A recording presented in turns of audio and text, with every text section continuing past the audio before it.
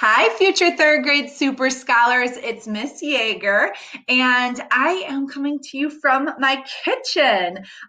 This seems a little bit weird to be introducing myself from home, but if we were in school right now, I'd be coming to your classrooms with some of my third graders. At the end of the year, we like to finish with a writing assignment where they get to talk about things that they liked about third grade, what they think you should know to be a successful third grader. And then I would get to come visit your classroom with some of my kids and they could read their pieces. And then we'd have a chance for you to have a question and answer time. So you can ask them some questions about third grade. You can ask me some questions about third grade. But we can't do that. I can't come to your classroom right now because you're not there and neither am I. So if you have some questions after this video, you can feel free to add them to the comments of this video, or you can have your parents email me at my school email. And they can also try to join the third grade Facebook page for this year if they want to see what they can be expecting when we have our own page for your third grade class next school year. So I just wanted to take a little bit of time to introduce myself for those of you who maybe don't know me yet and tell you a little bit about my classroom so that you'll know what to expect when we come back to school in the fall. So like I said, I'm Miss Yeager. A lot of you know that because you've walked past my classroom in the morning on the way to second grade. Next year, the 2020-2021 school year will be my 7th year teaching third grade at Atonement. And I love teaching third grade. I have had experience with kids from birth all the way through college. And third grade is definitely my favorite. For me, third grade feels really redeeming to teach because it was not my favorite as a student. Fourth grade was my favorite year as a student. And third grade was actually my least favorite year. And I think that there's some really important reasons to understand for that. And that's why I think I feel really redeemed in getting to teach third grade. I love being the teacher of third grade. But it is a big change from second grade. And a lot of times, sometimes students struggle with making that jump to the independent work that's expected in third grade. But I love teaching third grade. My favorite classes to teach are ELA. I love English. I love writing. I love grammar. And I love social studies. Social studies is also one of my favorites. I like things like science and reading. Math is okay. It's growing on me. It's not my favorite, but I think after several years, I think I tolerate it a lot more. But those are my favorite classes to teach. I love because social studies, you get to do so many different projects and we do some live action simulations. If you have an older sibling that has been in my third grade class or a cousin or a friend, they can maybe tell you about Oregon Trail Day. It's my favorite day of the entire year. But that's why I think I really like social studies. And ELA is just a subject that was always something that I was able to easily be good at when I was in school. One thing that we talk about a lot in my class is how God made everybody different. And we do a growth mindset activity the first week of school that I absolutely love. But God made all of us different. We all have different talents. We have a different purpose that God's preparing us for. And some people are really good at reading. Some people struggle with reading, but they're really good at math, or maybe they love to be engaged in science, but they think learning about history and government and social studies is boring. It's okay. We all have different tastes and we all have different talents. That's one of the reasons that I have a superhero theme in my classroom. The next year will be my 5th year with a superhero theme in my room. And that's part of the reason that I pick superheroes, because if you look, whether you like Marvel or you like DC, there's the Avengers, there's the Justice League. There are different superheroes and they all have different powers and different things that they bring to their team. And that's how it is in our classroom. You all have different talents. There are some things that I'm good at and there are some things that I struggle at. I'm always learning as a teacher, even though you're grown up, even though I've been to college and graduate school, and I've even done extra classes after graduate school, there's still things that I learn every single day. And there's always something that we can get better at. And there's always something that we are good at that we can share with other people that maybe need to grow in that area. So I like to think of our classroom as a team, like the Avengers, like the Justice League, where we all have different talents and gifts. And it's okay if something's easy for you and it's hard for your neighbor. That doesn't mean that you are better than they are. And there might be something that you see the person who sits next to you and you're like, wow, they get an A on it every time that they try. And this was really, really hard for me and I didn't do as well as I wanted to. That's okay too. That doesn't mean you're not as good as anybody else. We all have different talents, and it's important that we are able to realize that. One thing that you can expect in third grade, besides lots of superhero decorations and superhero themes, we are one of the only classes at Atonement that has a pet. We have Shelly is a tortoise. She's a Russian tortoise, and this will be her. It'll also be her 5th year in at Atonement. I had a gerbil in the classroom before Shelly, and Shelly was at my house, but now she mostly lives at school and only comes home during the summer. She's almost 20 years old, but she likes being in our classroom, climbing up the cage, having scholars put lettuce in her cage in the morning. So that's something that's really neat that we get to enjoy in our classroom that not every classroom has. Another cool thing about third grade that a lot of second graders do like is that there is no homework in third grade. We do assignments and we give work time, and then whatever you have left over at the end of the day, you are responsible for doing at home and bringing back complete the next day to school. But usually every day, at least half of my scholars don't have any homework. And most people who do have something to take home, it's very minimal. Like maybe it's like some of your math problems you didn't finish, maybe because science and social studies are usually at the end of the day.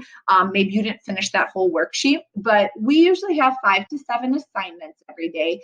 But then we start our class going over the new material and we'll do some examples on a worksheet together. We always do some examples because if you don't get to finish it in that class period, I want you to have the examples that you can go back and look at when you're doing that work later so you don't forget how we did those problems. So we always go through some examples together, and then the rest of that assignment, you're responsible for finishing on your own, and we give work time. Work time is a time for me to maybe stop and see some kids who I noticed during the lesson were struggling, or that's a time for you to be asking some more questions.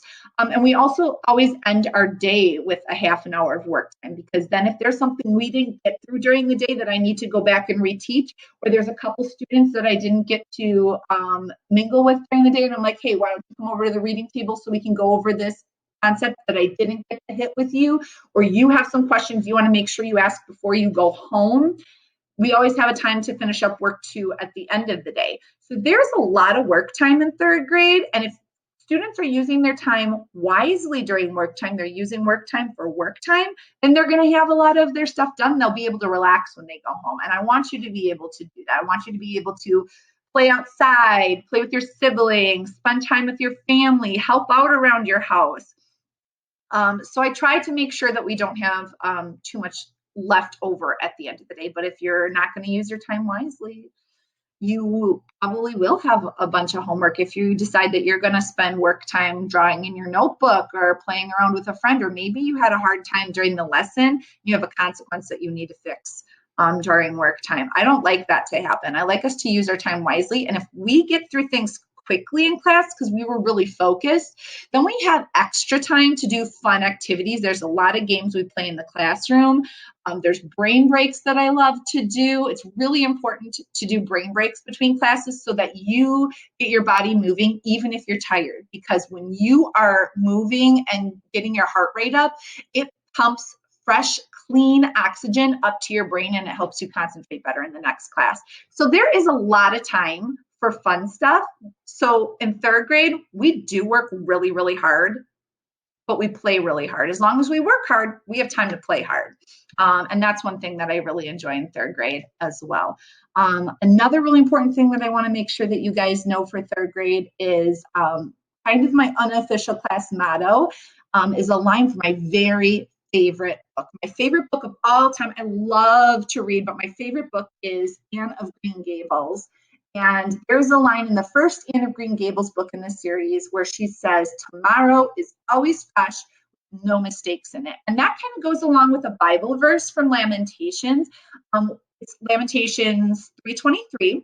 And it says, your mercies are new every morning. They never fail. So whatever kind of a day we have, everybody has great days and everybody has days where they're just not feeling it, where they're off. Maybe they're grumpy. Maybe they're overtired. Maybe they're not feeling well, but we all have off days. It does not matter how your day goes. At the end of the day, put it behind you.